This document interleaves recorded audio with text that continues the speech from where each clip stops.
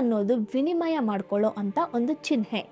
ಆಗಿನ ಕಾಲದಲ್ಲಿ ಆಹಾರ ಪದಾರ್ಥಗಳನ್ನ, ಚಿನ್ನ ರತ್ನಗಳನ್ನ, ಇನ್ನು ಹಲವಾರು ವಸ್ತುಗಳನ್ನ ಎಕ್ಸ್ಚೇಂಜ್ ಮಾಡ್ಕೊಳ್ತಿದ್ರು. ಆ ಕಾಲದಲ್ಲಿ ಒಬ್ಬ ಮನುಷ್ಯನ ಶ್ರೀಮಂತಿಕೆ ಅವರ ಹತ್ರ ಇದ್ದ ಹಸು, ಕುರಿ, ಕೋಳಿ, ತೋಟ, ನೆಲ ಇವುಗಳ ಆಧಾರದ ಮೇಲೆ ತೀರ್ಮಾನ ಮಾಡ್ತಿದ್ರು. ಆದರೆ ಇವಾಗ ನಮ್ಮ ಹತ್ರ ಇರೋ ಹಣದ ಆಧಾರದ ಮೇಲೆ ನಮ್ಮ ರಿಚ್ನೆಸ್ನ ಡಿಸೈಡ್ ಮಾಡ್ತಾರೆ. ಹಣ ಅನ್ನೋದು ಆರ್ಥಿಕತೆಯ ಆರೋಗ್ಯವನ್ನು ಸೂಚಿಸೋ ಒಂದು ಚಿಹ್ನೆ.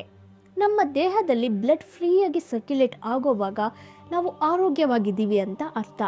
ಅದೇ ರೀತಿ ನಮ್ಮ ಜೀವನದಲ್ಲಿ ಹಣ ಫ್ರೀಯಾಗಿ ಸರ್ಕ್ಯುಲೇಟ್ ಆಗೋವಾಗ ನಾವು ಫಿನಾನ್ಷಿಯಲಿ ಆರೋಗ್ಯವಾಗಿದ್ದೀವಿ ಅಂತ ಅರ್ಥ. ಅದೇ ಹಣವನ್ನು ಬಚ್ಚಿಡೋವಾಗ ಅದರ ಬಗ್ಗೆ ಮನಸ್ಸಲ್ಲಿ ಭಯ ಶುರುವಾಗುತ್ತೆ.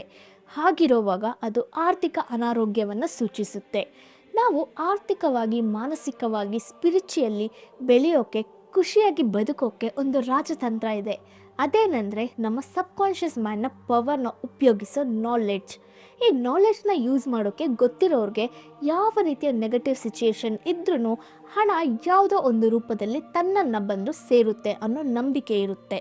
ಅಂದರೆ ಒಂದು ಎಕನಾಮಿಕ್ ಸಿಚುಯೇಷನ್ ಇಲ್ಲ ಮಾರ್ಕೆಟ್ ಸಿಚುಯೇಷನ್ ಅಪ್ಪಲ್ಲಿದ್ದರೂ ಸರಿ, ಡೌನಲ್ಲಿದ್ದರೂ ಸರಿ, ಡಿಪ್ರೆಷನಲ್ಲಿದ್ದರೂ ಸರಿ, ಒಂದು ಸ್ಟ್ರೈಕ್ ಆದರೂ, ವಾರ್ ಆದರೂ, ಈ ರೀತಿಯ ಯಾವುದೇ ನೆಗೆಟಿವ್ ಸಿಚುಯೇಷನ್ ಇದ್ರೂ ಅವ್ರಿಗೆ ಬೇಕಾದ ಹಣ ತಾನಾಗಿ ಬಂದು ಸೇರುತ್ತೆ ಯಾವುದೋ ಒಂದು ರೂಪದಲ್ಲಿ ಅನ್ನೋ ನಂಬಿಕೆ ಅವ್ರಿಗೆ ಡೀಪಾಗಿ ಇರುತ್ತೆ.